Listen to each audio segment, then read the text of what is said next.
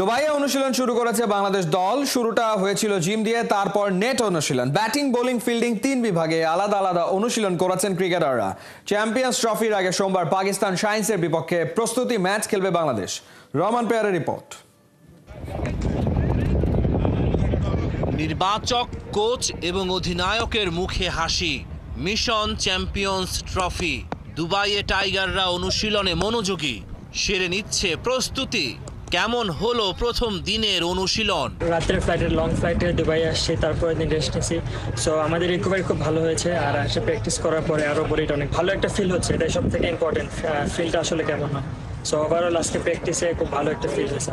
20 ফেব্রুয়ারি champions ট্রফিতে বাংলাদেশের প্রথম খেলা, প্রতিপক্ষ মাইটি ইন্ডিয়া। ওই ম্যাচের আগে সোমবার পাকিস্তান এ দলের বিপক্ষে একটা প্রস্তুতি ম্যাচ খেলবে টাইগাররা। প্র্যাকটিস ম্যাচটা থেকে আমরা মেইন ম্যাচের প্রিপারেশনটা নিয়ে নিব, এবং উইকেট সম্পর্কে যত বেশি ইনফরমেশন নেওয়া যায় এবং কোন বল এখানে বেশি কাজ করতেছে, কোন লেন্থে বল করলে ব্যাটসম্যানরা স্ট্রাগল করতেছে, ওই জিনিসগুলো আমরা ডিট করার চেষ্টা করব প্র্যাকটিস ম্যাচ। চ্যাম্পিয়ন্স ট্রফিতে বাংলাদেশ খেলবে এ গ্রুপে। ভারত ছাড়াও পাকিস্তান আর নিউজিল্যান্ড এই গ্রুপে রয়েছে। বাংলাদেশের লক্ষ্য ইতিহাস গড়া, শিরোপা নিয়ে দেশে ফেরা। রহমান পেয়ার, ৭১। ওয়ানডে ফরম্যাট থেকে দূরে থাকা আর বিপিএল এ মানহীন বোলারদের খেলা চ্যাম্পিয়ন্স ট্রফিতে শান্তদের জন্য হতে পারে বড় দুশ্চিন্তা, এমনটাই মোহাম্মদ আশরাফুলের ভাবনা। আগের আসরে সেমিতে খেলা টাইগারদের জন্য এবার চ্যালেঞ্জ কোথায়, শক্তি আর দুর্বলতা কোনটা, বিশ্লেষণ করেছেন সাবেক টাইগার কাপ্তান মোহাম্মদ আশরাফুল। নাইয়ান বিন জসিমের রিপোর্ট।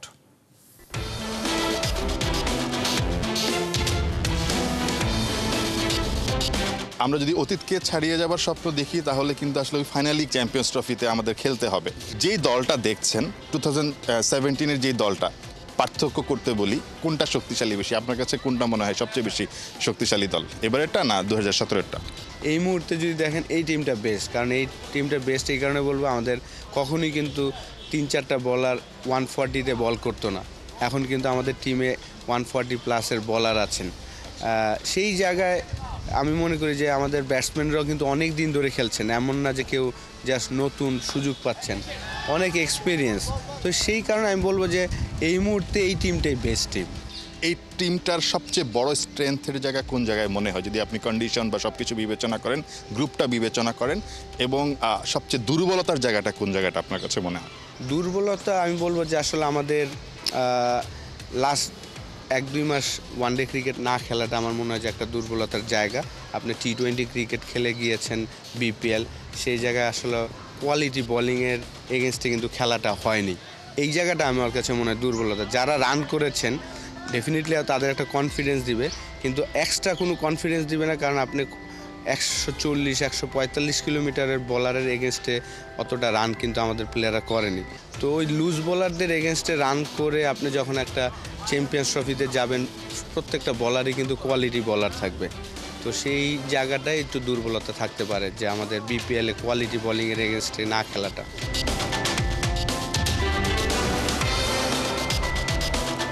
মুশফিকুর রহিম এবং মাহমুদুল্লাহ রিয়াদ, দুজন এক্সপিরিয়েন্স ক্যাম্পেইনার।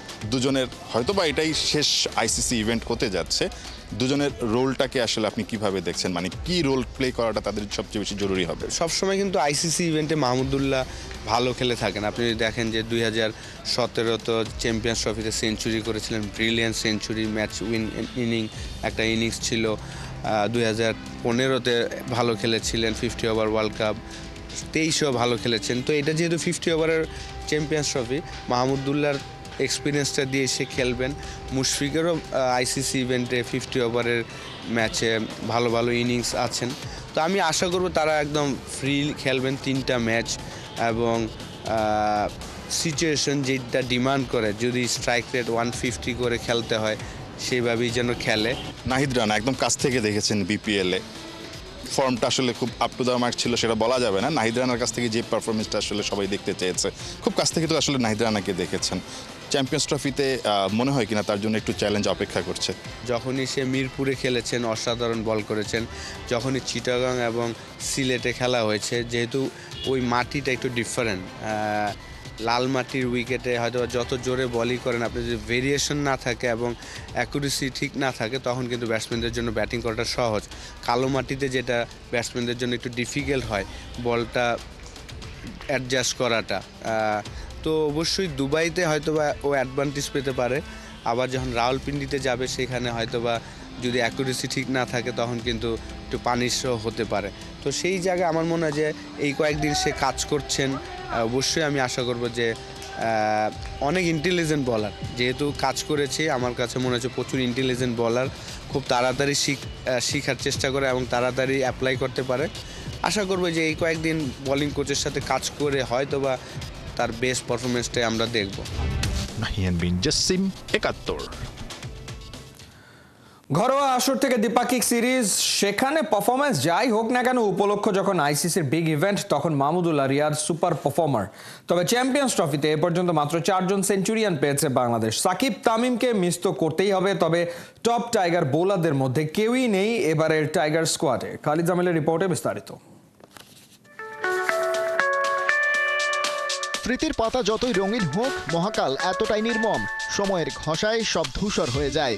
তবে একজন মানুষ কখনোই সেটা হতে দিতে নারাজ, Mahmudullah Riyad, the super finisher of tiger cricket.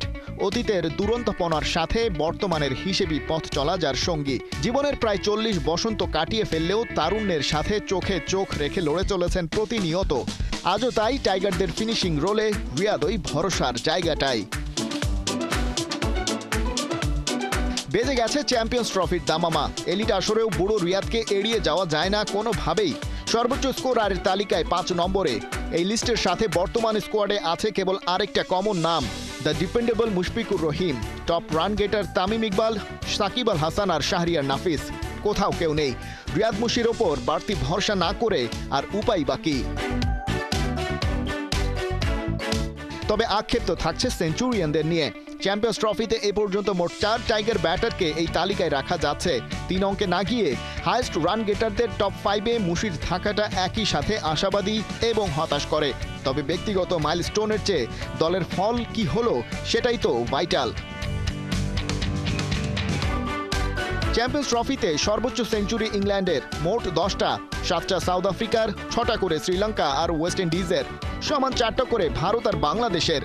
শীর্ষ সেঞ্চুরির এই তালিকায় মাইটি অস্ট্রেলিয়ার নামটা মিসিং, 2টো সেঞ্চুরি অজিদের। তবে মনে রাখা ভালো, এই ভারত আর অস্ট্রেলিয়ায় চ্যাম্পিয়ন্স ট্রফিতে জিতেছে সর্বোচ্চ 2টি করে শিরোপা। এই আসরে বোলিং পারফরমেন্স বিবেচনায় বাংলাদেশের পরিসংখ্যান যেন গড়ের মাঠ। শীর্ষ উইকেট শিকারী হিসেবে মোহাম্মদ রফিক, আব্দুর রাজ্জাক, মাশরাফি, আশরাফুল আর সৈকত। কেউ অবসরে, কেউ বা তেপান্তরের মাঠ পেরিয়ে চলে গেছেন জাতীয় দলের রেডিয়াস থেকে বহু দূরে। নির্বাচক আব্দুর রাজ্জাক দলের সাথে আছেন, স্মৃতি রোমন্থন করে রিশাদ, মিরাজ, নাসুমদের অনুপ্রাণিত করতেই পারেন। তবে দুবাই আর রাওয়ালপিন্ডির কন্ডিশনে ওরা ঠিকঠাক হালে পানি পাবে তো? এখন পর্যন্ত সমীকরণ যা বলছে তাতে এবারের চ্যাম্পিয়ন্স ট্রফি হতে চলেছে ব্যাটারদের। ওদিকে টাইগারদের টপ অর্ডার একেবারেই নড়বড়ে। দলের হাল, নিজেদের অভিজ্ঞতা আর আগের পরিসংখ্যান সব মিলিয়ে ক্যারিয়ারের শেষ আইসিসি ট্রফিটা রাঙাতে হবে ওই রিয়াদ মুশি জুটিকেই। প্রত্যাশার প্রতিদান এর আগে বহুবার দিয়েছেন। শেষ বেলায় চাওয়া আরও একটি বার শুধু হাসুক তাদের bat. Khalid Jamil, ৭১। Dhaka premier division cricket লিগে দ্বৈত ভূমিকায় দেখা যাবে তামিম ইকবালকে। বাংলাদেশের ক্রিকেটে একটা প্রথমের জন্ম দিতে চলেছেন তামিম। খেলোয়াড় হিসেবে 22 গজে ঝড় তুলবেন, আবার সংগঠক হিসেবে একটা ক্লাবকে পথ দেখাবেন। মোহামেডানের তামিম নাকি গুলশান ক্রিকেট ক্লাবের সহ সভাপতি তামিম, কোন ভূমিকায় সফল হবেন তিনি? রহমান পেয়ারের রিপোর্ট। অভূতপূর্ব ঘটনা বাংলাদেশের ক্রিকেটে।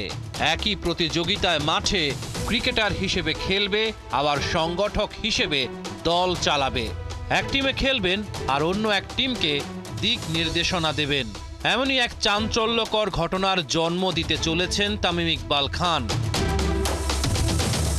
ঢাকা প্রিমিয়ার ডিভিশন লিগে ক্রিকেটার হিসেবে মাঠ কাঁপাবেন, আর গুলশান ক্রিকেট ক্লাবের সহ সভাপতি হিসেবে দায়িত্ব পালন করবেন। এখানে আছে আরও একটা চমক, গুলশান ক্রিকেট ক্লাবের সভাপতি আবার ফরচুন বরিশালের মালিক মিজানুর রহমান। ঢাকা প্রিমিয়ার লিগেও মিজানুর রহমানের সাথে জুটি বাঁধছেন তামিম ইকবাল খান। বাংলার ক্রিকেটে কিংবদন্তিতেই পরিণত হবে মিজান তামিমের কেমিস্ট্রি। ওরাই বিপিএলে ফরচুন বরিশালের টানা 2 শিরোপা জেতার প্রধান কাণ্ডারি। 2 মাস্টার মাইন্ডের মাস্টার স্ট্রোক এবার দেখা যাবে ডিপিএলে। প্রিমিয়ারে ওঠা নতুন দল গুলশান ক্রিকেট ক্লাবের দায়িত্ব নিয়েই কাজে ঝাঁপিয়ে পড়েছেন তামিম মিজান। কোচ হিসেবে আছে বড় নাম খালেদ মাহমুদ সুজন।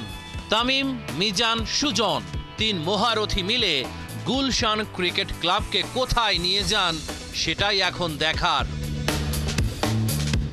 মজার ব্যাপার হলো খেলোয়াড় তামিমের প্রথম ম্যাচ সংগঠক তামিমের সাথে। সেদিন মোহামেডান গুলশান ক্রিকেট ক্লাবের বিপক্ষে মাঠে নামবে।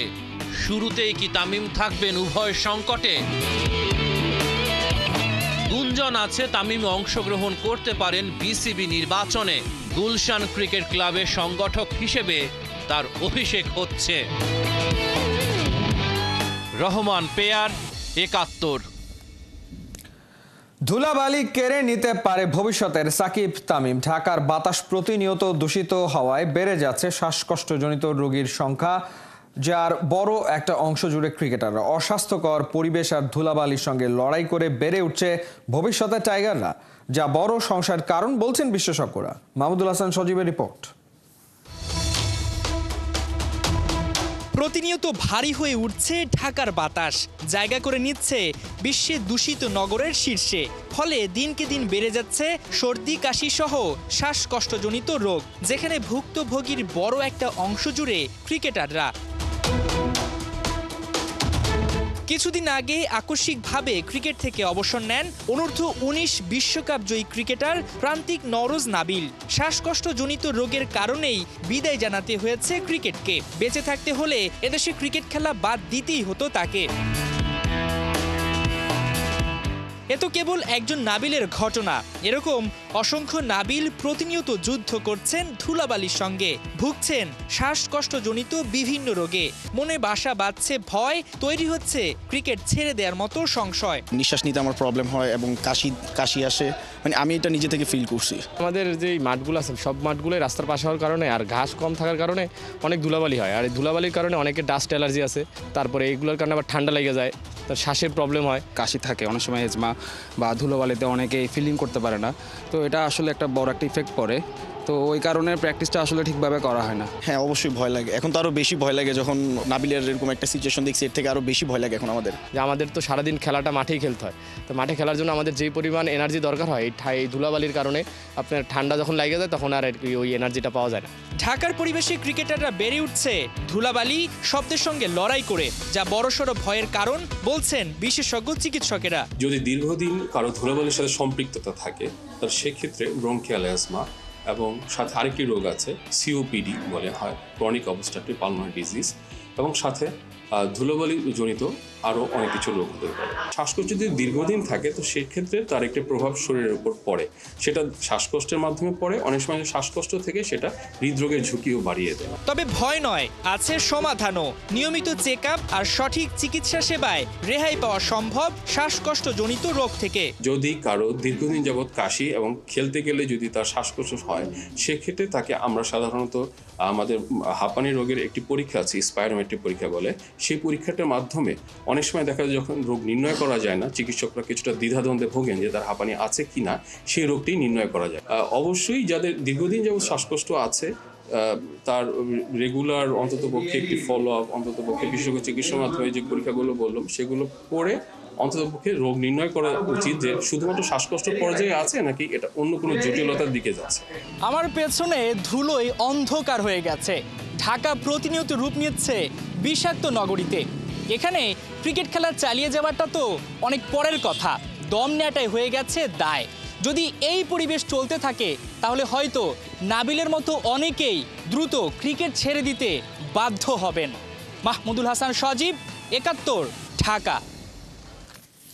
চ্যাম্পিয়ন্স ট্রফি হতে পারে এক ঝাঁক তারকা ক্রিকেটারের শেষ আইসিসি ইভেন্টে। তালিকায় বড় নাম বিরাট কোহলি, রোহিত শর্মা, তাদের কাতারে যুক্ত হতে পারেন মাহমুদুল্লাহ রিয়াদ ও মুশফিকুর রহিম। মাহমুদুল হাসান সজীবের রিপোর্ট।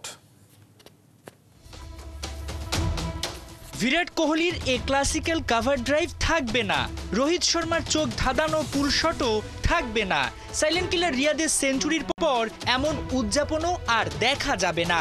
চ্যাম্পিয়ন্স ট্রফি খেলেই ইন্টারন্যাশনাল ওয়ানডেকে বিদায় জানাতে পারেন বেশ কয়েকজন তারকা ক্রিকেটার। এ তালিকায় সবার আগে যুক্ত হতে পারেন ভারতীয় দুই ক্রিকেটার।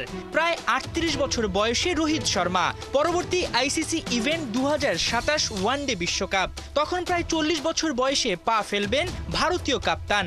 তাই অনেকটাই নিশ্চিত চ্যাম্পিয়ন্স ট্রফি হতে যাচ্ছে রোহিতের শেষ আইসিসি ইভেন্ট। পরের নামটি বিরাট কোহলির। ভারতীয় তারকা ব্যাটারের বর্তমান বয়স ৩৬, পরের বিশ্বকাপে যা ৩৮-এ ঠেকবে। চ্যাম্পিয়ন্স ট্রফি দিয়ে বিরাটেরও যাত্রাটা শেষ হতে পারে। টাইগার ক্রিকেটের দুই পাণ্ডব মাহমুদুল্লাহ রিয়াদ ও মুশফিকুর রহিমদের বয়সও নেহাত কম নয়। বলা যায় এটাই তাদের শেষ কোনো আইসিসি ইভেন্ট। এই লিস্টে যুক্ত হওয়ার জোর সম্ভাবনা আফগানিস্তান অলরাউন্ডার মোহাম্মদ নাবির। আফগান তারকার বয়স ৪০ বছর, ফিটনেস ধরে রেখে ৪২ বছর বয়সে বিশ্বকাপ খেললে রেকর্ডই হবে। তবে চ্যাম্পিয়ন্স ট্রফি দিয়েই তার অধ্যায়টা শেষ হতে পারে। শেষ নামটা নিউজিল্যান্ড ব্যাটার কেন উইলিয়ামসনের। ইনজুরির সঙ্গে বয়সের ভার, দুইটা বিষয় মিলিয়ে সামনের বার কোনো আইসিসি ইভেন্ট খেলা উইলিয়ামসনের জন্য বেশ চ্যালেঞ্জই বটে। তিনি চাইবেন চ্যাম্পিয়ন্স ট্রফিতে দলকে চ্যাম্পিয়ন করে চ্যাম্পিয়ন হিসেবে ওয়ানডে ক্যারিয়ার শেষ করতে। মাহমুদুল হাসান সজীব, ৭১। বঙ্গবন্ধু স্টেডিয়ামের নাম পরিবর্তন করে জাতীয় স্টেডিয়াম করা হয়েছে। জাতীয় ক্রীড়া পরিষদ এক প্রজ্ঞাপনে বিষয়টি নিশ্চিত করেছে। জাতীয় পর্যায়ে এই প্রথম কোন স্টেডিয়ামের নাম বদল করল অন্তর্বর্তীকালীন সরকার। রায়ান আহমেদের রিপোর্ট।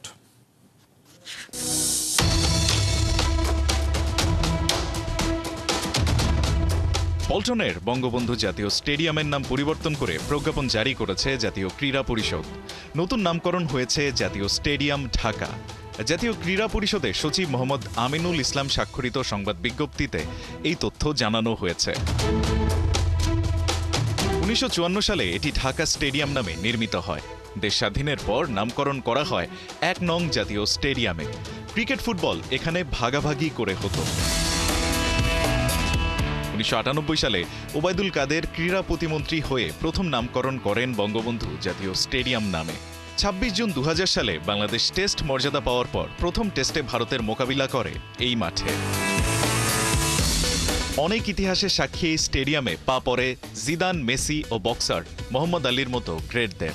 প্রায় ৫ বছরের সংস্কার শেষে চলতি বছর এই স্টেডিয়ামে আবারও ফুটবল ম্যাচ করানোর প্রচেষ্টা চলছে। রায়ান আহমেদ, ৭১।